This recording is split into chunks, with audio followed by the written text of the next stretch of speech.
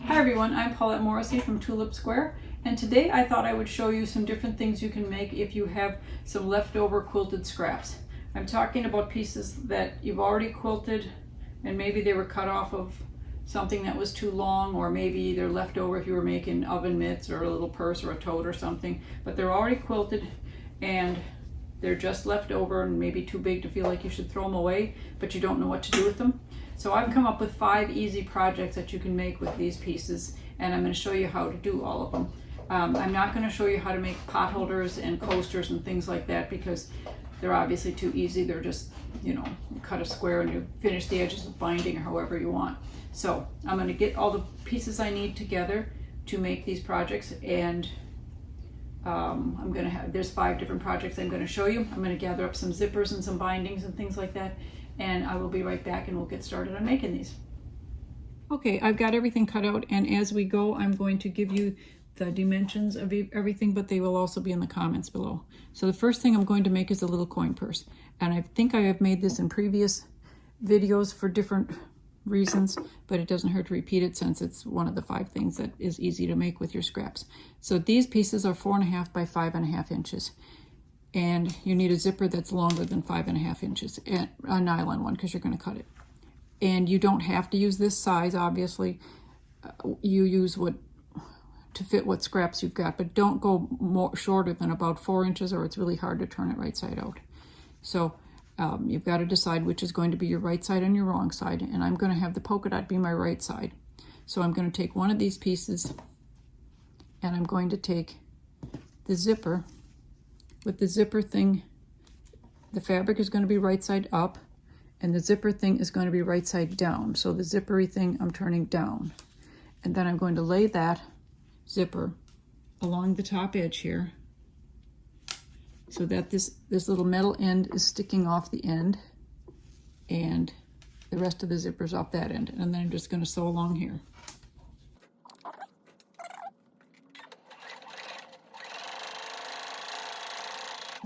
And back up at the end if you remember to, but I didn't, but life goes on. Okay, so don't cut your zipper yet, just cutting off these threads.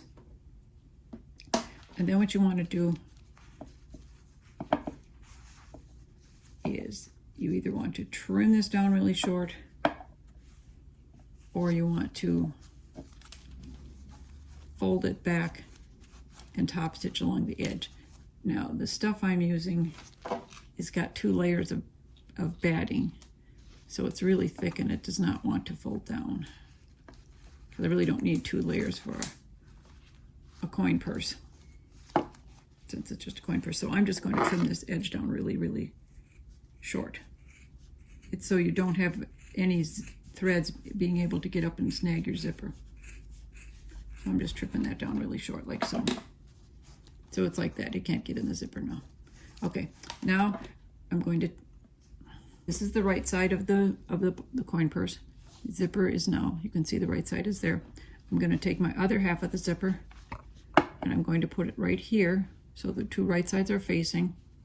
Make sure these edges line up so that when you sew this other half of the zipper down, the 2 edges of the coin purse are aligned. So do this, and then I'm going to sew this seam right here with the zipper to the second piece.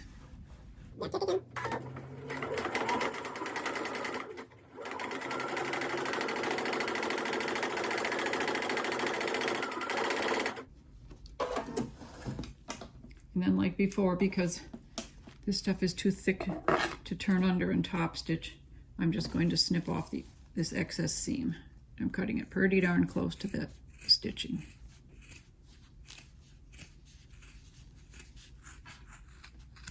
Like so, just so nothing can get in the way of the zipper. Now, you're going to put the 2 edges together, kind of fold up your zipper like so. And you're going to sew all the way around.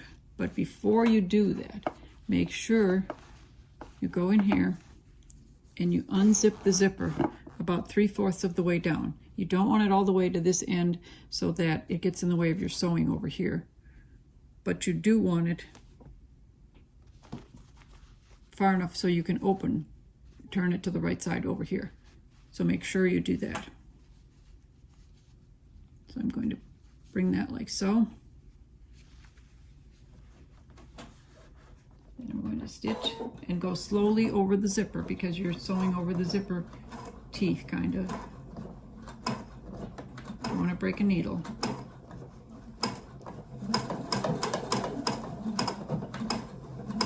Back tack. And when you get to the bottom corner, I'm going to just round it a little bit.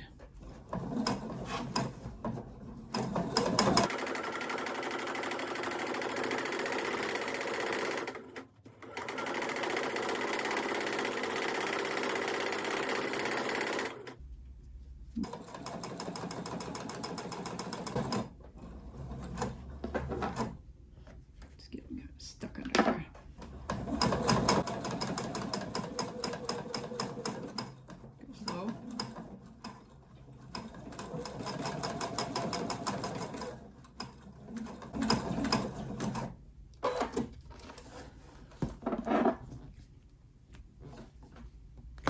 Okay, now that you've stitched over all your zipper teeth, take your scissors and don't use your good sewing scissors.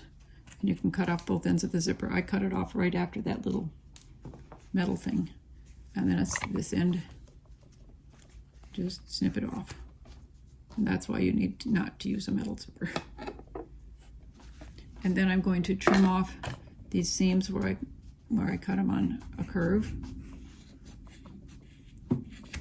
Don't need all that bulk in our seams.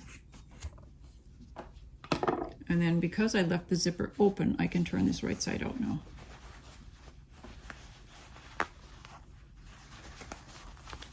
Hopefully. See, much smaller than this and it gets awfully tricky to turn it right side out. Like so, and then you've got a little coin purse. Next, I'm going to make a pencil case, which is done the very same way, except it's longer pieces. I used pieces that are 4 by 8 inches. So I'm going to do the same thing. I'm going to take one piece. All right, so this is going to be the right side, and the zipper goes right side down. And I'm going to sew it right along that edge. Now, because it's not much longer than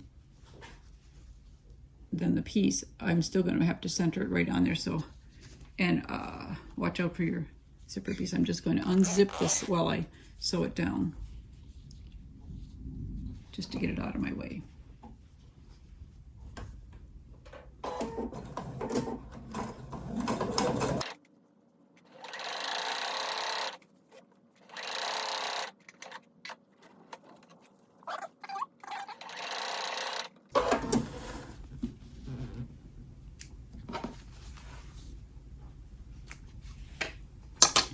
And then this piece is going to be sewn to this side, just like before. And I'm going to open these two pieces, line up on the ends here. And then this zipper piece goes right there. I'm going to catch that right there, and then I'm going to unzip this so I can sew it.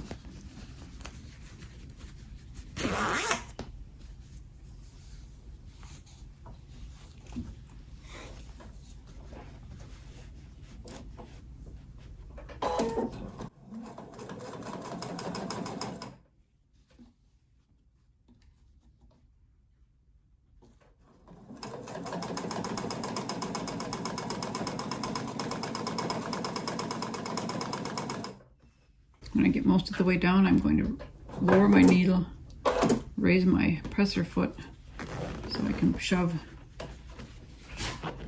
the zipper past the needle.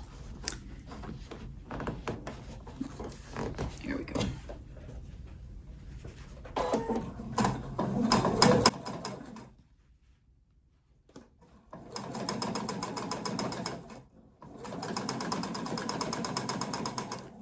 And that is why I like using longer zippers than the project is, so you don't have to bother fighting with the zipper foot halfway through, because you can just shove it all the way down past there and then trim it off later. Okay, so here's what we have now. This is the right side of my bag with the zipper. So when it's done, it's going to look like that. But for now, I'm going to go like this and sew around the edges. But I have to open this about 3/4 of the way so I can turn it to the right side when I'm done sewing. Now, I'm going to knot around the edges of this because you need pencils to be able to go all the way into the bottom if you want to. So back tack and make sure you go carefully over the zipper so you don't break your needle like I just broke my needle. Oopsie, I'll be right back. Okay, I'm back. My needle has changed. I'm sewing more carefully. And I'm going to get ready to sew. I'm sewing the pencil case. When I get to the corner here, I'm going to just turn it and do like 2 stitches on an angle. It just makes it a little easier when you're turning it right side out than trying to get a complete point. And then I'm going to go ahead and sew the rest of the seam. The same thing down here, 2 little stitches in the corner on an angle, and back up. And then try to be a little more careful up here, sewing this end.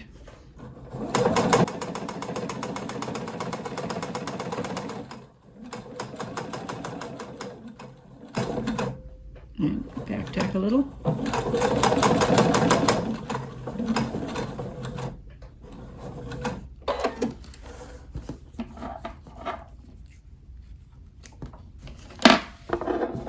Now I'm just going to trim off a little bit of this zipper piece here.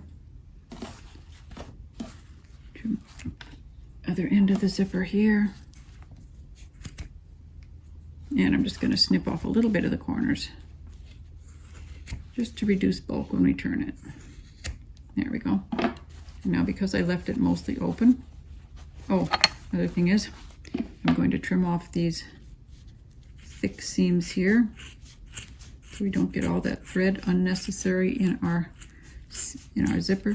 You could also zigzag these edges, or like I said before, you can turn them under and top stitch, but I couldn't do that with this thick stuff. I can't do it when there's 2 layers of batting, and apparently this was stuff that was left over from making pot holders or oven mitts or something, because I've got 2 layers of batting in here. So now I can turn that right side out.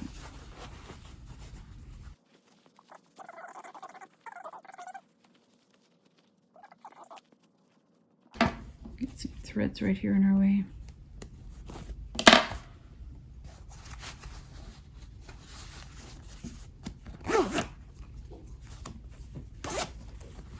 Got our end here. And there you've got a nice little pencil case. You could make matching pieces if you want to. This could be a matching pencil case and coin purse and whatever else. But so we've got these 2 things done. Okay, now the third one is a little makeup case, and basically this is done the same way, where you sew this down to here, right sides down, just like we did the other 2. So I'm going to zip through this really quick, and then I'll be right back to show you the difference, the one change we make with this one. I'll be right back. Okay, now one of the things I can show you on this little makeup case is, because it's not so thick with the extra batting, I can turn it under and top stitch it. So what I'm doing is, where all of this is sticking up like this, I'm just folding this down like so, only on the front side, and I'm just stitching close to the top edge. You can see I did it right here, and it's stitched down back here.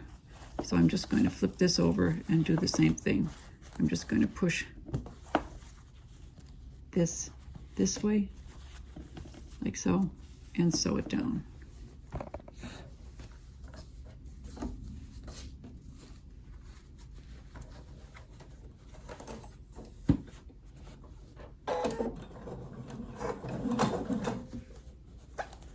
And I'm making sure it's folded under as I go, because on a little short seam like that, it really doesn't want to fold under.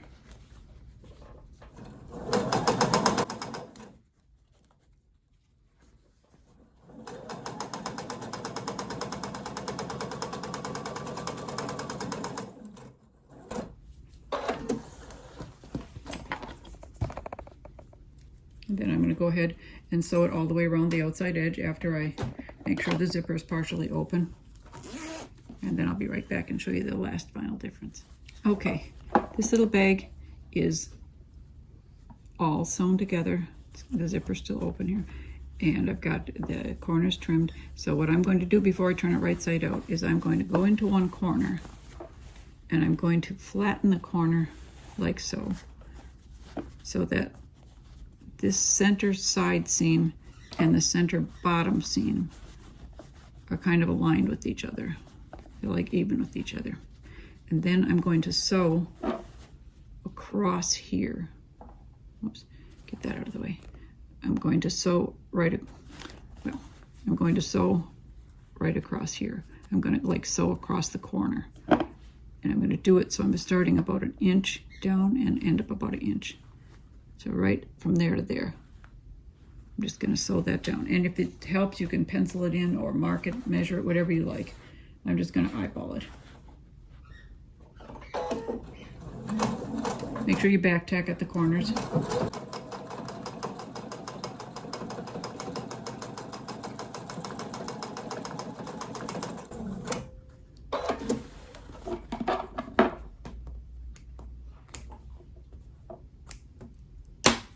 And then you're going to do the same thing on the opposite corner. You're going to line up the bottom and the side seams. And you can flatten those seams if it helps to visualize them or to line them up. And then you want to do the same thing right across here. Preferably the same distance as the first one was.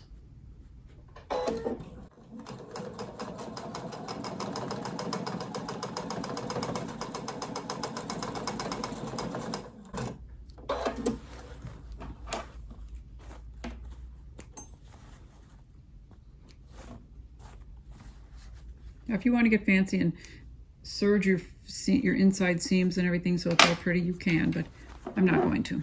And then what you do is you cut these corners off. And then you can serge that if you want to, or zigzag it or whatever. I'm just cutting those off. You can leave them inside the pocket, the bag if you want to, but it adds bulk. So we've added that.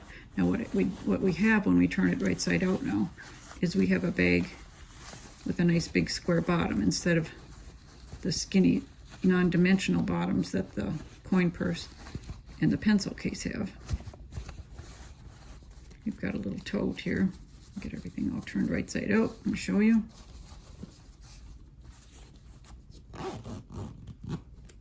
You've got a tote with a little bottom to it, so it's got a little bit of depth to it. Just holds a little bit more stuff and it stands up a little bit. And if you want to get fancier, you know, you can like top stitch from this corner up to here. You can run a little top stitch line and over here and make it look extra pretty. Or you can just iron it if you want, but you can top stitch like that and make it look like a nice little triangle. You can top stitch along here, but it's not necessary. It just gives you a cute little bag. So that's that. Okay. Next up, we have an eyeglass case. Now for this case, I cut a piece 6.5 by 7 inches, and then I cut off just one corner. Now what we're going to do is it's going to end up like this, folded just like that. So what we're going to do is put binding on it, and then we're going to stitch it down. So we're going to start, and because there's not a right or wrong side, it doesn't matter. The only thing you have to decide is if you want your case to open with this curved side here or the curved side to the right. That's the only difference. So I'm going to start, and I just picked some old binding I already have laying around. This is, let me see how big this is. This looks like it is, this was 2.5 inch binding left over from some project. So what I'm going to do is just what we want to do, and we're going to start it on the wrong side. so that we turn it to the right side. I'm going to start right at this curve, and I'm just going to bring it up and around. And I'm sewing the open edge of the binding, of course, to that curved edge.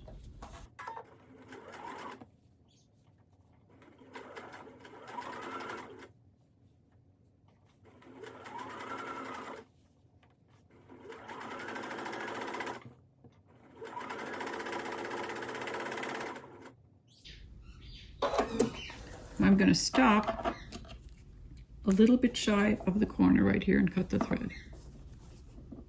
And cut the other, okay? So I'm just a little bit before that corner. Back this up just a little bit, okay. So you can see I'm just a little bit before that corner. So now I'm going to take this and turn it to the right side, and I'm going to stitch this down on the front of what will be the front of the case. And again, I'm going to start the stitching about an inch away from that edge.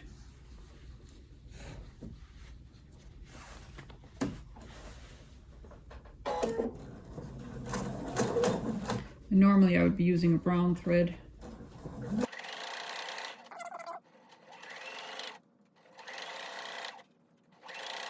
Take your time sewing around the curve. Just ease your thread around it. Cut that little extra off.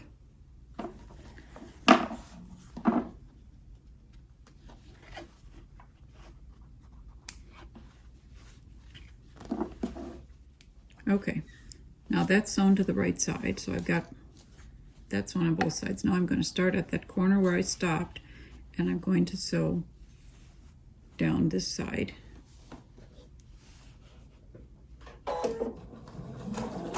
I'm a little bit away from the end, the very corner, just because it's a little bit of a jumble up there. Also, I put a pin right here, which is the halfway mark between these two. I just folded it in half and put a pin there because I only have to go that far. So I'm going to go down here.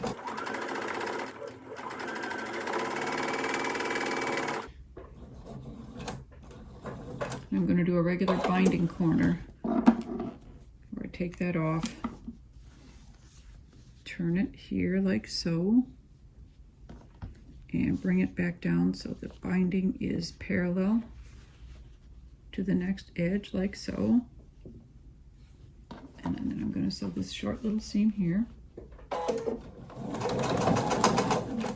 Only when I get to this pin here, see if I can get a little closer to that. When I get to this pin, I'm going to cut the binding off about an inch past that or a little less. And that's going to get folded over like so. Fold it up. So at the pin, I'm folding it up, okay? Take the pin out.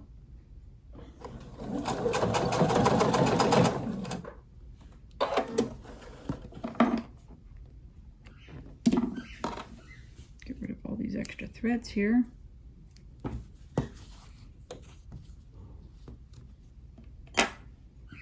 Now, when I get ready to turn this to the right side, do this. Now I've got it all, this is all ready to be turned to the right side like so. I'm going to take this first half and fold it over here. And that's where it's going to go. So I'm just going to go to this little corner first. I'm going to finish this little bitty corner. But you can see I'm going to finish that little corner. Stitching this first, when I didn't finish that when I did this first curved line. So I'm going to finish that, and then I'm going to fold this over here. So let's see what I'm doing here.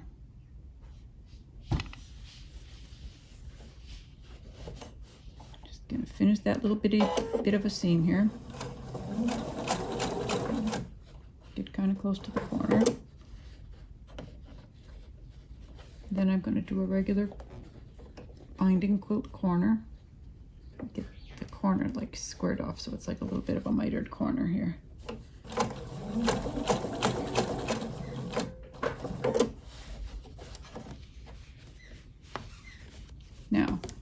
take this edge with the curve on it, and I'm going to fold it over so that it gets caught in this same seam.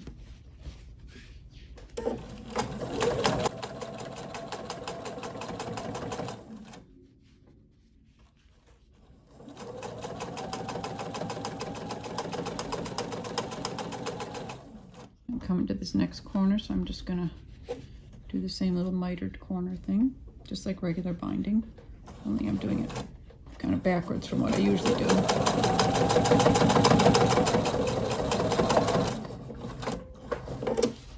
And because this edge is tucked under, you won't have a raw edge down at the end. I'm just going to help it up a little bit.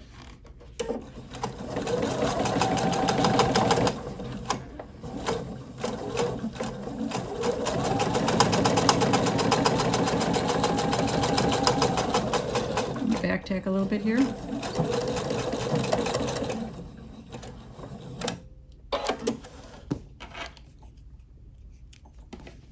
Got some extra threads we gotta get rid of here.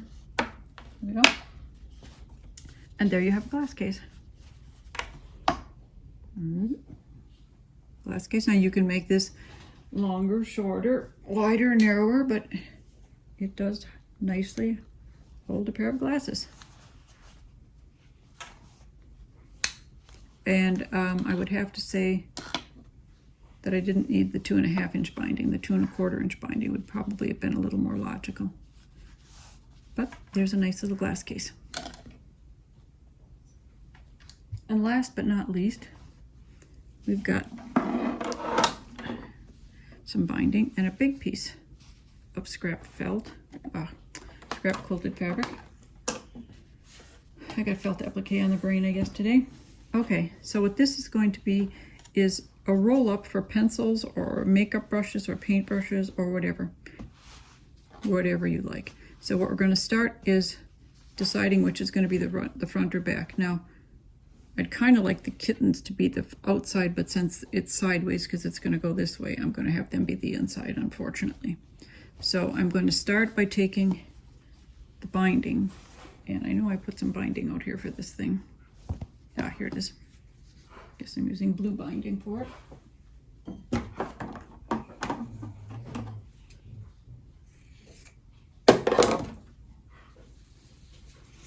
And I'm going to start by just binding one of the short edges. So you start by putting it on the inside, and then you will sew it down and turn it to the right side. So I'm going to do that now just on this one short end.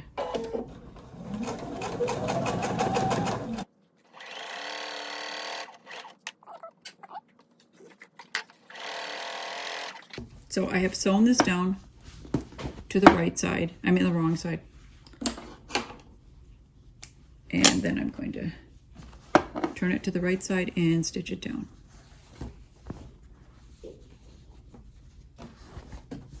Now normally I would also use whatever color matches the binding to sew this down, but this is for purposes of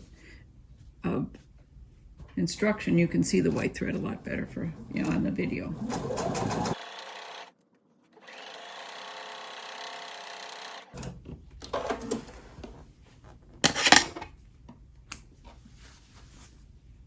Now when you make something like this, it's up to you how wide you want to make it this way.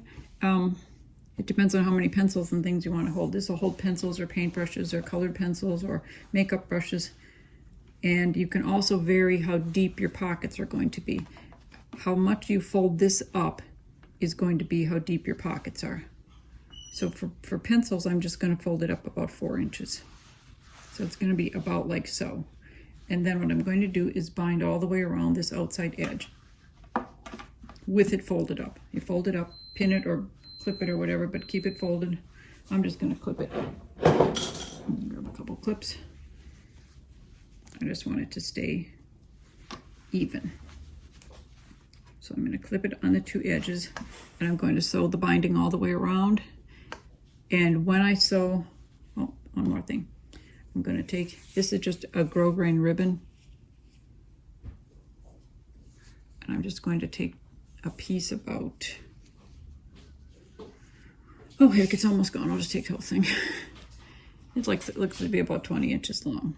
So I'm just going to take this piece and right about in the middle here, this is going to get tacked down and caught in the binding. It's going to be caught very securely in the binding, so I'm going to clip that too. Use my arm in the video.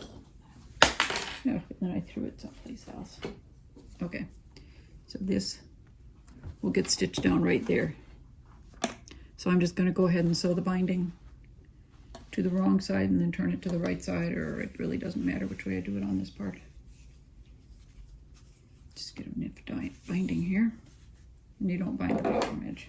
So when I start the binding and end the binding, I'm going to fold up about a half of an inch or a little more so that there's not a raw edge at the bottom. So I'm just going to fold it up like so, so that when I start the seam, it's already folded up.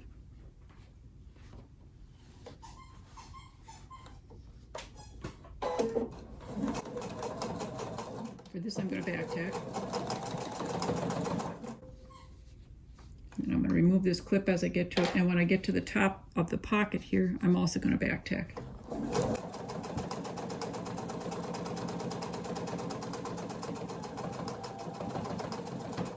Then I'm coming to this webbing, and it can't hurt it to be out, extending a little bit beyond, so you can see it out here.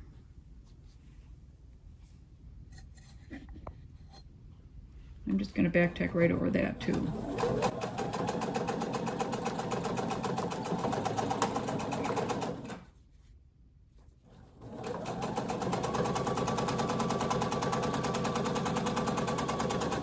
So to about 1/4 of an inch from the corner, and this is just the same way I do most of my binding on placemats and table runners and quilts and everything. Stop there, fold this up. Up a little bit so you can see what I'm doing. Fold this up so this edge is parallel with the next edge you're going to be sewing on, and this should be a nice 90-degree angle.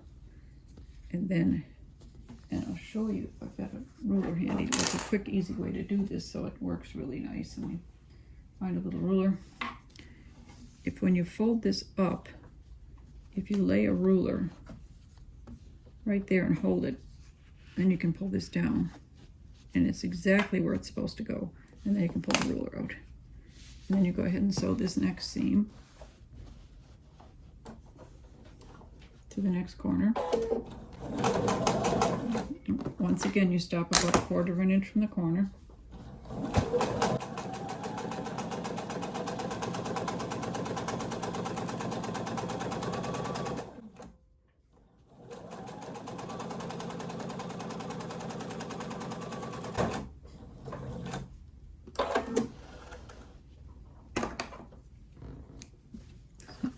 Get all these extra threads out of my way. I'll do the same thing. I'm going to turn it.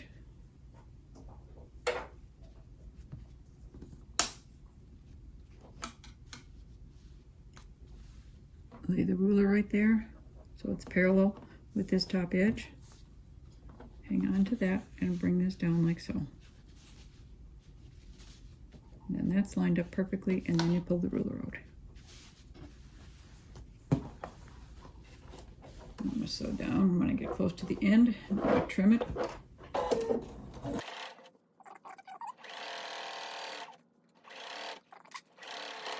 Check, and then at the bottom, I'm going to cut it off about 1/2 an inch or so longer than it needs to be, and I'm going to fold that up right like so.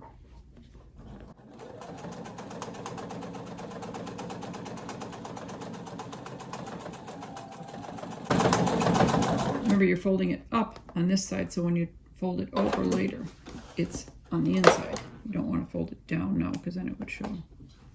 So we cut off all our threads. I hate threads laying everywhere.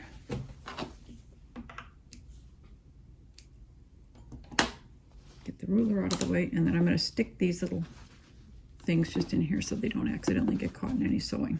Now I'm just going to turn this all to the right side. This whole binding, I'm just going to flip it over, turn it to the right side and stitch it down.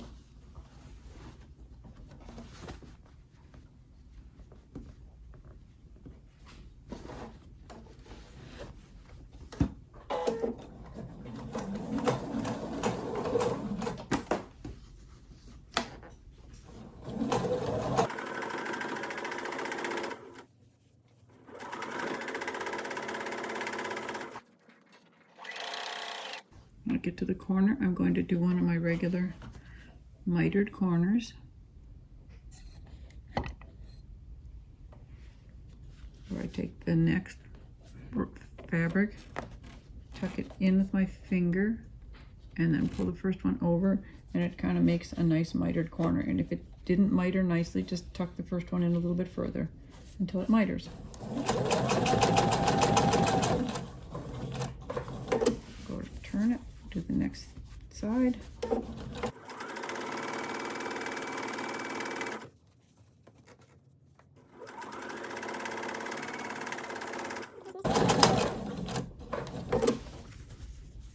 And then when we get to here, we just make sure that those little ends are out of our way.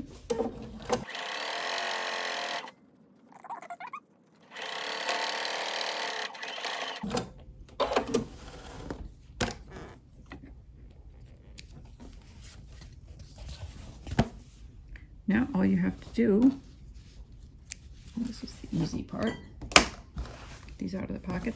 Now all you have to do now is decide how many different pockets you want to divide this into. Now I've got it easy here because I've got this gridded design that I can just follow for lines, but I think I'll make like 1, 2, maybe six little pockets. You can also use these for crochet hooks, or you could make them taller for knitting needles. You can use them for, leave them fatter for different kind of brushes. But what you do for each one is you pick where you're going to put it, start your sewing just above this top binding, and back tack. So you want that connection nice and secure. Just go straight down.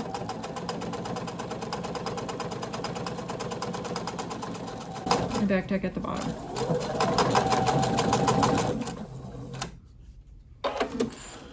And that's what you do for however many pockets you want. So I think on each half I'm going to do 2 more seams. I'm going to do one right here.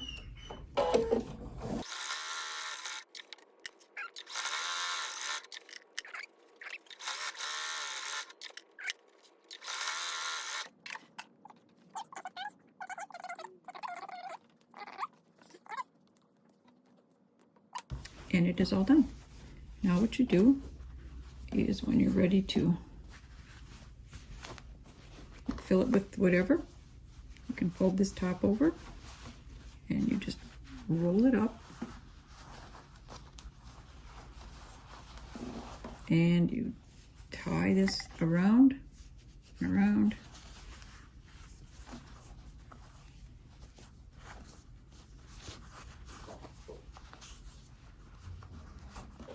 Tie it.